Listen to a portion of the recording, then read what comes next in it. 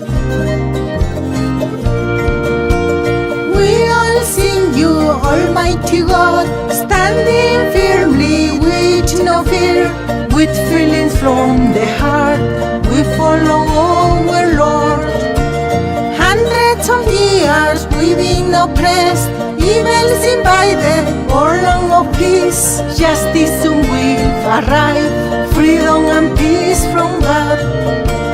Kuya suyu, chincha suyu, anti suyu, kunti suyu, our sadness has to end, liberation has arrived. Kuya suyu, chincha suyu, anti suyu, kunti suyu, our sadness has to end, liberation has arrived. Welcome to the YouTube and podcast series, The Church of Saints and Martyrs, the Iglesia Evangelica Metodista in Bolivia. This is Season 1, Episode 1, 500 Years of Violent Evangelism. My name is David Stevenson. Mi amigo Damian de Mexico es mi voz en español. Es importante que los indígenas bolivianos de hoy en día conozcan la versión indígena de la conquista y que ustedes conozcan la opresión de su pueblo por parte de los conquistadores y sus descendientes, que gobernaron Bolivia con mano de hierro durante más de 400 años. Comenzaremos con la conquista de Sudamérica por los conquistadores. Poco después del descubrimiento de América por Cristóbal Colón en 1492, llegó la Iglesia para convertir a estos indios paganos a la fe cristiana. Sudamérica es, con diferencia, el continente más cristianizado y bautizado del mundo. Hay dos interpretaciones muy diferentes de la evangelización en Sudamérica. En 1992, muchas iglesias de toda América Latina celebraron estos 500 años de evangelización y los millones de nuevos conversos al cristianismo. Mientras tanto, en 1992, los metodistas de la Iglesia Evangélica Metodista de Bolivia se reunieron para ayunar y arrepentirse. Le pidieron a Dios que perdonara a las iglesias por lo que nuestros antepasados, los criollos, hicieron en el nombre del evangelismo y en nombre de Dios. Los conquistadores llegaron a Occidente en busca de oro, plata, tierras y, por cierto, conversos. Vinieron en nombre del rey de España, en nombre del Papa, en nombre de la Virgen María, en nombre de Cristo y en nombre de Dios. Los primeros conquistadores, mientras luchaban y conquistaban tribus indígenas en todo el hemisferio occidental, con frecuencia esclavizaban a aquellos a quienes conquistaban. El lucrativo comercio de esclavos comenzó a crecer. A medida que la economía colonial española comenzaba a desarrollarse con la agricultura y la minería de oro y plata, había gran necesidad de esclavos para mantener bajos los costos de producción para sus patrones. A los ojos de los españoles, todo esto estaba justificado porque los indígenas ni siquiera eran realmente humanos. Del mismo modo que se capturaban llamas y alpacas y se las ponía inmediatamente a trabajar, se hacía lo mismo con estos otros animales, los pueblos indígenas del Caribe, México y otros lugares. Se desarrolló una larga y muy importante lucha religiosa y espiritual dentro de la Iglesia Católica en España, y también en Roma, sobre la legitimidad de esclavizar a los indígenas del hemisferio occidental. Finalmente, se llegó a un compromiso espiritual. 1. Los soldados indígenas que eran conquistados en la guerra podían ser convertidos en esclavos de forma justificada. 2. Las nacionalidades que habían tenido la oportunidad de conocer a Jesús, pero lo rechazaron, estaban librando una cruzada contra España y el cristianismo, por lo que capturar a los moros musulmanes en España y esclavizarlos estaba legitimado, fuera en batalla o no. 3. Sin embargo, era ilegal esclavizar a los pueblos indígenas del hemisferio occidental que nunca habían entrado en contacto con el cristianismo y desconocían su fe. 4. En 1513, el Papa elaboró el requerimiento. Este exigía a las poblaciones indígenas que aceptaran el dominio español y papal y permitieran que los misioneros católicos les predicaran, o de lo contrario habría guerra. Si había guerra, los conquistadores podían matar y esclavizar a los indígenas que no cumplieran. Personalmente, esta lucha dentro de la Iglesia Católica me recuerda que la Iglesia institucional, de cualquier denominación y época, con frecuencia toma decisiones morales y hace declaraciones sobre cuestiones que simplemente apoyan la cultura de su época y lo que es conveniente desde el punto de vista financiero y cultural para la Iglesia institucional, incluso si es de moralidad cuestionable. Sin duda, ese fue el caso aquí. El Papa y los reyes Fernando e Isabel de España consideraban este requisito como un enfoque humano y cristiano de la conquista de América. Sin embargo, los historiadores coinciden en que la mayoría de los conquistadores de América consideraban este requisito como un obstáculo frecuente en su obsesión por la conquista, la guerra, el saqueo y la recolección de oro y plata. En consecuencia, la forma en que solía funcionar en Sudamérica era muy diferente de lo que supongo que el rey, la reina y el papa habían imaginado. ¿Descubriste la laguna jurídica en la ley? Cada expedición conquistadora incluía un sacerdote católico. Este sacerdote y la Iglesia Católica Romana a menudo obtenían grandes beneficios económicos de las conquistas y saqueos de las aldeas indígenas. A menudo, cuando los conquistadores se acercaban a una aldea, el sacerdote se situaba a las afueras de la misma y leía el requerimiento, ocasionalmente traducido al idioma local, pero a menudo en español o incluso en castellano, que los nativos no podían entender. Cuando no había respuesta por parte de los indígenas porque no lo entendían, el sacerdote anunciaba, uno, de que la aldea estaba en guerra con España, con el Papa, con el cristianismo y con el propio Cristo. Esto justificaba la guerra contra la aldea, el saqueo de sus riquezas, en particular el oro y la plata, y la esclavitud de su población.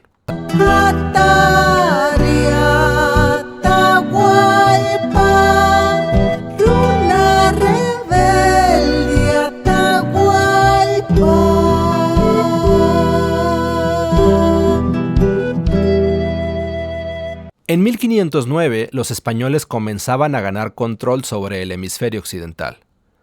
La mayoría de las islas del Caribe estaban ahora bajo su dominio. México había sido conquistado por el conquistador Cortés y se habían llevado a España cantidades significativas de oro y plata. Un joven conquistador llamado Francisco Pizarro se dirigió a la ciudad de Panamá. Francisco era hijo ilegítimo de un coronel español de infantería y una campesina sin recursos. Por consiguiente, no recibió educación formal y era analfabeto. Pizarro se dirigió a las Indias Occidentales en busca de fama y fortuna. En 1532, Pizarro logró reunir los recursos necesarios para organizar una expedición hacia el sur a lo largo de la costa occidental de esta tierra desconocida que hoy llamamos Sudamérica. A Pizarro se unió el sacerdote católico Dominico Vicente de Valverde. Al llegar a lo que hoy es el norte de Ecuador, se encontraron con un reino entonces desconocido en Sudamérica, el imperio quechua inca, y oyeron fantásticas historias sobre las incalculables riquezas en oro y plata que los incas reyes tenían en su ciudad de oro. Durante este periodo, descubrieron que el imperio quechua inca estaba pasando por dificultades. En primer lugar, la viruela, una enfermedad europea, estaba devastando el imperio. Traída por los españoles, se propagó como la pólvora por toda América Central y del Sur. aunque los quechuas no tenían contacto con los españoles, debieron contraer la viruela a través del comercio con tribus del norte de América del Sur y América Central. Cuando Pizarro llegó, decenas de miles de quechuas morían cada año a causa de la viruela, lo que debilitó drásticamente la fuerza militar del imperio. Los europeos, que habían convivido con la viruela durante siglos, habían desarrollado inmunidad a ella, y solo unos pocos conquistadores sucumbieron a la enfermedad. En segundo lugar, los españoles se enteraron de que el imperio quechua-inca acababa de salir de una sangrienta guerra civil. El inca Huayna Cápac había muerto en Quito, posiblemente a causa de la viruela, y había estallado una guerra civil entre dos de sus hijos, Huáscar y Atahualpa. En 1531, Atahualpa había ganado la guerra civil y ejecutado a su hermano, pero la nación seguía dividida y sumida en problemas como consecuencia de la guerra. Pizarro vio aquí una oportunidad. Recibió refuerzos de Panamá y comenzó una marcha con su fuerza expedicionaria hacia la capital quechua inca de Cajamarca, la actual Cusco, Perú. El ejército incluía 106 soldados de infantería, armados con mosquetes, espadas de acero y picas con puntas de acero, junto con 62 jinetes y 2 pequeños cañones. El inca Atahualpa envió un emisario para que los visitara y evaluara la amenaza que representaban para el imperio. El enviado regresó muy impresionado con las armas de los españoles. También le sorprendieron estos nuevos e impresionantes animales, los caballos, que acompañaban a los conquistadores. Pero en última instancia, el enviado no vio una gran amenaza en el pequeño ejército de 168 hombres. La primera reunión entre Atahualpa y Pizarro fue bastante pacífica y no se habló de nada significativo. Los conquistadores llegaron en son de paz. Se alinearon muy ceremoniosamente ante el inca y lo saludaron. Pero la verdad era que ambas partes simplemente estaban evaluando el poderío militar de la otra. Parece que Atahualpa tenía un plan siniestro y estaba tendiendo una trampa a los conquistadores. Invitaría a los españoles a la plaza de Cajamarca y se reuniría pacíficamente con Pizarro. De hecho, les ofreció alojamiento en las largas casas que rodeaban la plaza de Cajamarca. Sin duda, Atahualpa veía esto como una forma de rodear al pequeño ejército español con sus 80,000 soldados. En la reunión, realmente estaría evaluando la fuerza de estos extranjeros y planeaba capturarlos con su enorme ejército situado alrededor de la ciudad. Pero Pizarro tenía pensamientos muy similares. Pizarro persuadiría a Atahualpa para que se sometiera a él, a España y a Roma. O, si esto fallaba, había otras 2 opciones. Un ataque sorpresa si el éxito parecía posible, o si las fuerzas de Atahualpa parecían demasiado poderosas, Pizarro mantendría una relación amistosa con el inca Atahualpa. Debió darse cuenta que tener a todas sus tropas en las casas comunales alrededor de la plaza resultaría ser un lugar perfecto para atrapar al inca, así que se convirtió en una trampa inversa dentro de otra trampa. Desde la primera reunión, Atahualpa se había vuelto muy confiado al ver los pocos soldados que tenían los españoles. Pero al mismo tiempo, Pizarro estaba igualmente confiado al ver las armas arcaicas de los quechuas. Solo tenían hachas de piedra y hondas con pequeñas piedras. No serían rivales para los cañones, mosquetes, espadas de acero, lanzas con puntas de acero y específicamente los caballos de las tropas españolas. Atahualpa invitó a estos visitantes a una segunda reunión en la plaza de la ciudad al día siguiente, el viernes 15 de noviembre de 1532, para celebrar una gran fiesta en Cajamarca con motivo de la victoria de Atahualpa sobre su hermano. Atahualpa esperaría unos días después de esta gran celebración antes de atacar a Pizarro. Al parecer, Atahualpa comenzó a celebrar antes de tiempo. Según testigos presenciales, había estado bebiendo cerveza indígena todo el día, ya que estaba bastante borracho cuando llegó. Debió ser un espectáculo increíble. Atahualpa fue llevado a la plaza de Cajamarca en una enorme litera hecha de oro y plata y adornada con plumas del oro, transportada por 80 señores. Le seguían otros 4 señores transportados en literas y hamacas. Atahualpa también trajo entre 5,000 y 6,000 hombres vestidos con ropas decorativas, pero, por si acaso, debajo de sus ropas llevaban hachas de piedra y hondas con bolsas de piedras. Cuando esta enorme procesión llegó a la plaza, se sorprendieron al no encontrar a ningún español. Los conquistadores estaban escondidos a salvo detrás de las paredes de las largas casas que rodeaban la plaza, con todo su equipo de batalla. Entonces, de forma bastante dramática, el fraile dominico Vicente de Valverde salió de una de las casas acompañado por un intérprete.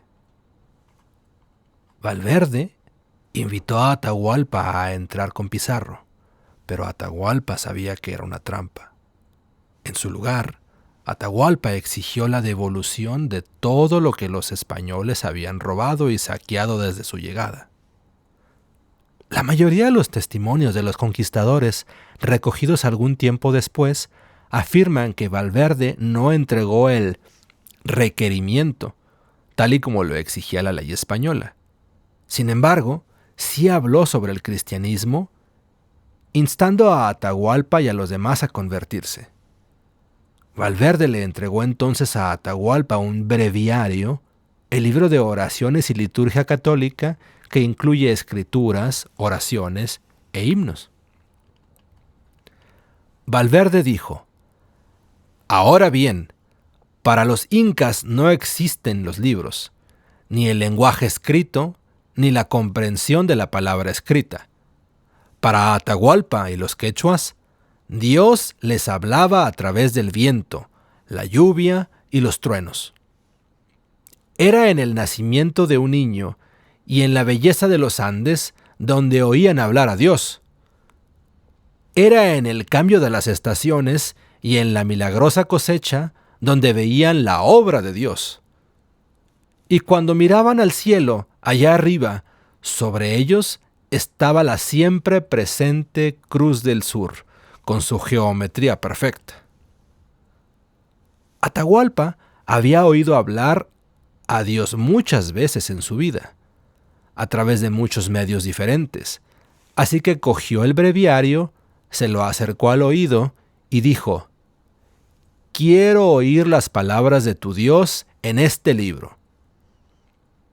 Al cabo de unos minutos, por supuesto, no oyó nada. Atahualpa tiró el breviario al suelo y dijo: «No oigo nada. Tu Dios no puede hablar». Valverde gritó: «¡Herejes!» y corrió rápidamente hacia un lugar seguro agitando su sombrero. Esa fue la señal para que los españoles atacaran. Los cañones y mosquetes de Pizarro comenzaron a disparar contra las tropas quechuas, seguidos por el ataque de los jinetes y la infantería contra los desprevenidos soldados quechuas.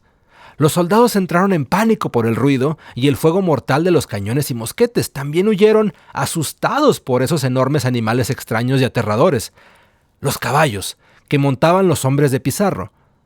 Quizá hasta 7,000 quechuas fueron masacrados ese día, en nombre del rey, el Papa, la Virgen María, Jesucristo y Dios. El propio Pizarro lideró la carga contra Atahualpa y lo capturó tras matar a los 80 nobles que lo transportaban en su litera. No murió ni un solo soldado español, ni uno solo.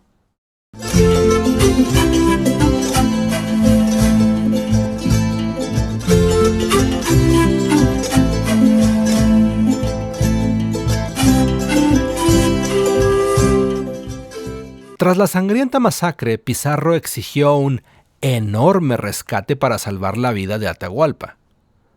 Había que llenar 3 salas de 6.7 metros por 5.2 metros, 2 con plata y 1 con oro.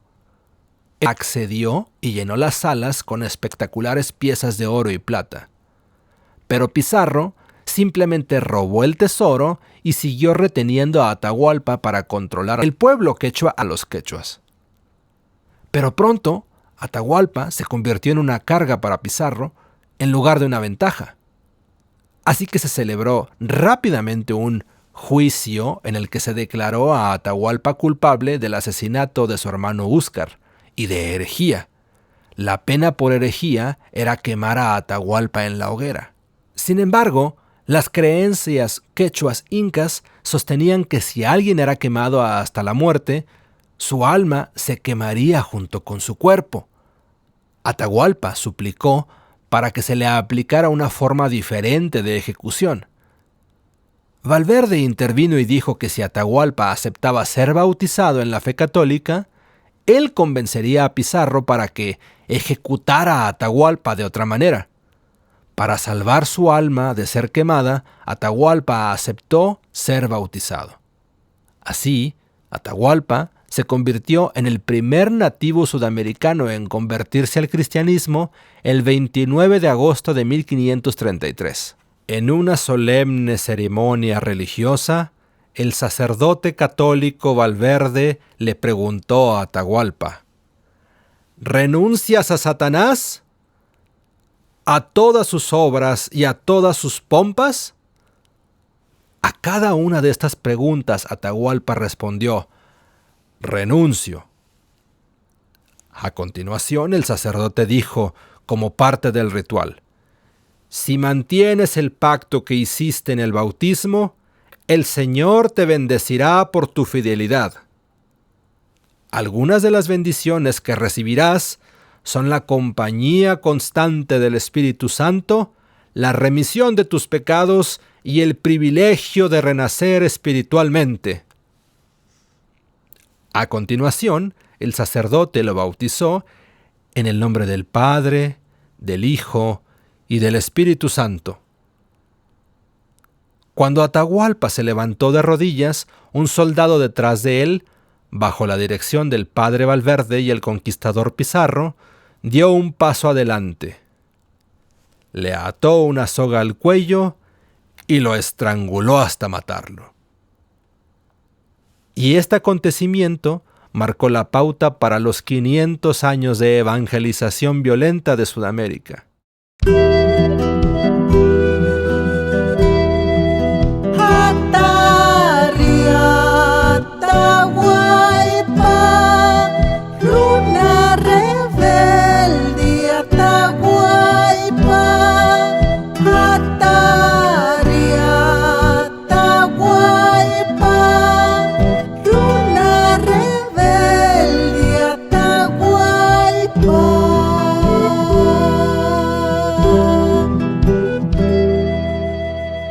Pizarro saqueó Cajamarca, destruyó la mayor parte de la ciudad y mató a miles de hombres, lo que supuso el fin del imperio inca en menos de una semana.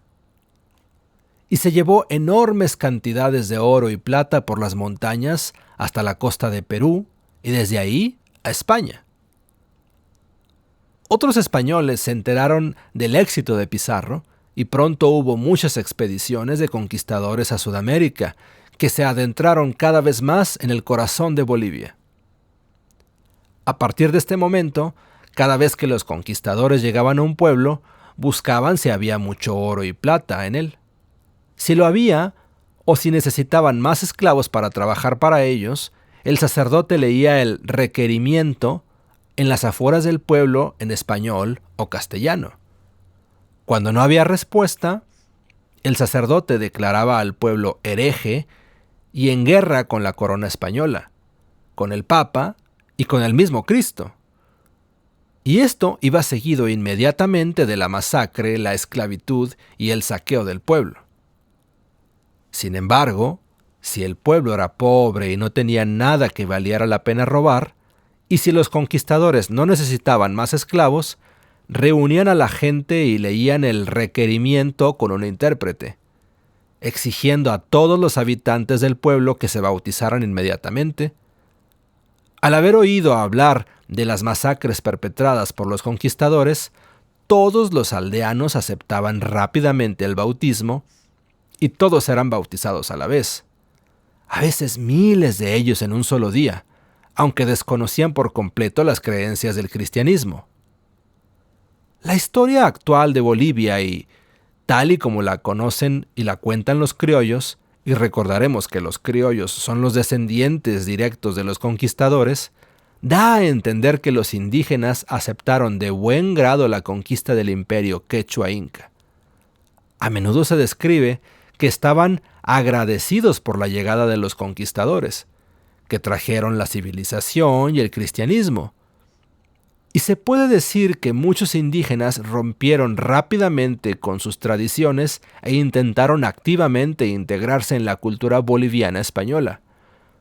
Pero hubo un gran resentimiento y resistencia al dominio conquistador y español que a menudo se ignora en la historia criolla.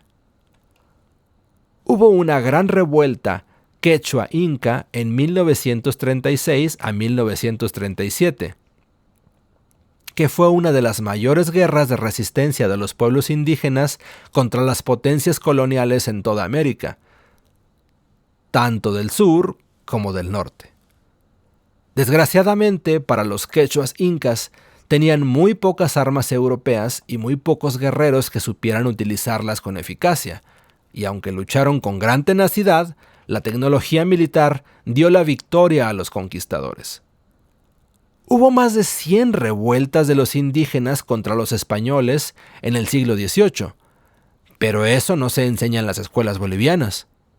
Desgraciadamente, la mayoría de las revueltas fueron locales y en su mayoría descoordinadas, por lo que las tropas coloniales españolas las sofocaron fácilmente. Una de esas rebeliones fue liderada por Túpac Amaru. En 1780, el líder quechua José Gabriel Condoncarqui, que adoptó el nombre de Túpac Amaru II, lideró una gran rebelión. Fue un levantamiento masivo en el que hasta 60,000 indígenas andinos se unieron a la causa y lucharon contra los españoles. Incluso ganaron una batalla contra un pequeño ejército español de 1,200 soldados. Sin embargo, la falta de armamento europeo y la incapacidad por utilizar esas armas de manera eficaz acabaron provocando su derrota. En mayo de 1781, Túpac Amaru II fue ejecutado en Cusco mediante cuartelamiento, lo que significa que las 4 extremidades de Amaru fueron atadas a 4 caballos y estos fueron espoleados en direcciones opuestas, destrozándolo. La revuelta quechua de Amaru inspiró una revuelta aymara. Julián Apazanina, un aymara, lideró una revuelta en el Alto Perú, lo que hoy es Bolivia, en 1781. Adoptó el nombre de Túpac Katari en honor a 2 antiguos líderes rebeldes, Tomás Katari y Túpac Amaru II. Túpac Katari reunió un ejército de más de 40,000 hombres y sitió La Paz en 1781. El asedio duró de marzo a junio de 1781, fue roto por las tropas españolas, pero luego se restableció de agosto a octubre. Finalmente, un gran ejército colonial español llegó desde Lima y Buenos Aires para romper el asedio y poner fin a la revuelta. Una vez más, la diferencia en la batalla fue el mosquete europeo.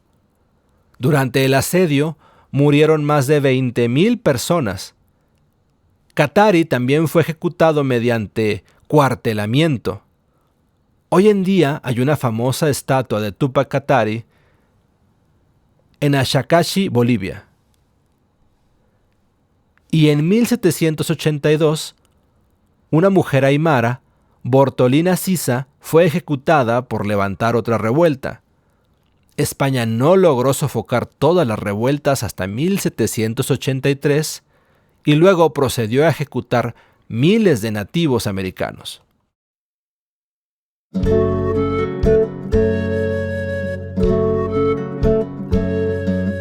Sa panging katawalpa ang kaliruna tawalpa hatari.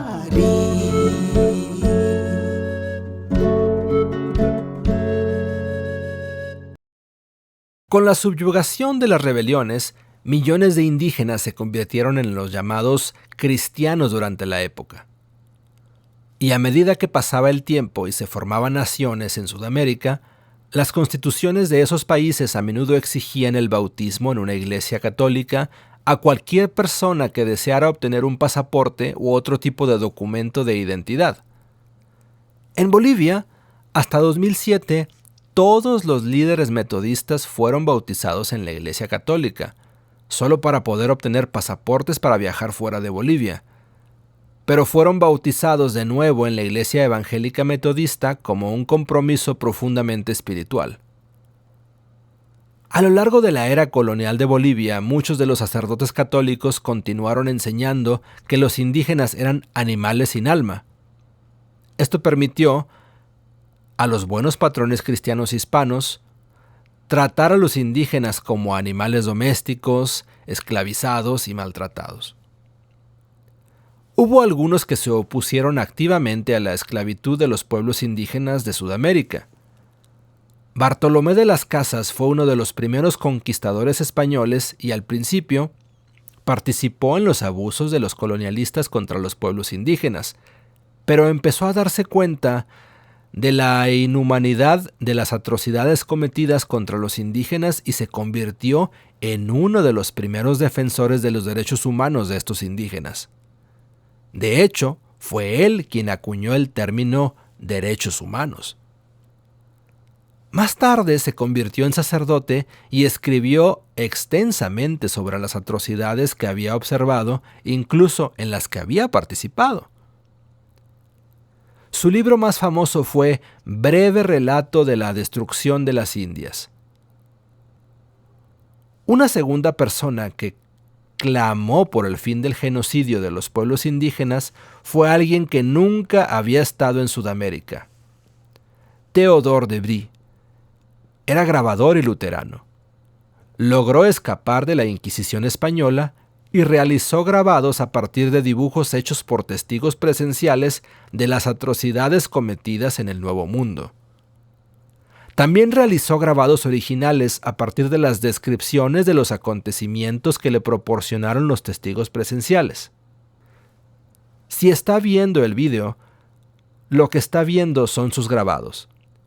Estos dos hombres, y podemos suponer que otros, lucharon contra la violenta y sangrienta evangelización y conquista de los pueblos indígenas del Nuevo Mundo. Sin embargo, las enormes cantidades de oro, plata, poder y tierras que cayeron en manos del gobierno de España y de la Iglesia Católica hicieron que la Iglesia y la corona española cerraran los ojos ante estas atrocidades. Esta actitud de considerar a los pueblos indígenas de Sudamérica como seres inferiores a los humanos continuó entre muchos clérigos y colonos españoles hasta bien entrado el siglo XX. Un pequeño ejemplo de ello ocurrió en 1983. Un joven laico de la iglesia metodista aymara llamado Eugenio Poma, del que se hablará mucho más en futuros podcasts, fue a visitar al sacerdote católico de la iglesia de Anchorriames. Eugenio dijo: «Me gustaría ver los registros más antiguos que tiene de la iglesia aquí, en Anchorriames». El sacerdote accedió y sacó un libro muy antiguo, encuadernado en cuero, que fue escrito en el siglo XVII. Era muy difícil leer la escritura, pero se podían distinguir los nombres de todas las personas que estaban enterradas en el cementerio de la ciudad. Todos los nombres eran españoles excepto uno: Amani, que es su nombre aymara. Debajo de su nombre se leía: este cristiano fue bautizado, por eso fue enterrado en el cementerio. Eugenio le preguntó al sacerdote: ¿qué hay de los miles de indios que han vivido aquí en Anchoriames durante los últimos 300 años? La mayoría de ellos fueron bautizados. ¿Fueron abandonados como animales y dejados sin enterrar? Y el sacerdote respondió: más o menos así fue. Durante los 473 años siguientes al asesinato de Atahualpa, los conquistadores y sus descendientes hispanos gobernaron Bolivia. Los aymaras, los quechuas y otros pueblos indígenas con mano de hierro. No fue hasta las dramáticas elecciones de 2005 cuando los indígenas volvieron a gobernarse a sí mismos. Y así, en 1992, los metodistas se reunieron para pedir perdón a Dios por los millones de asesinados y aún más esclavizados, todo ello bajo el pretexto de 500 años de gloriosa evangelización.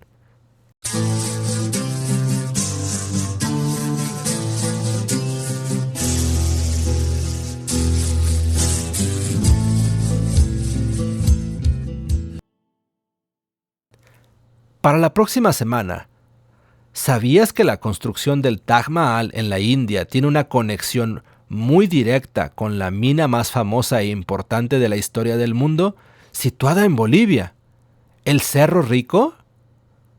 No te pierdas el episodio 3, Cerro Rico, la envidia de los reyes. Gracias de nuevo por escucharnos. Nos vemos la semana que viene.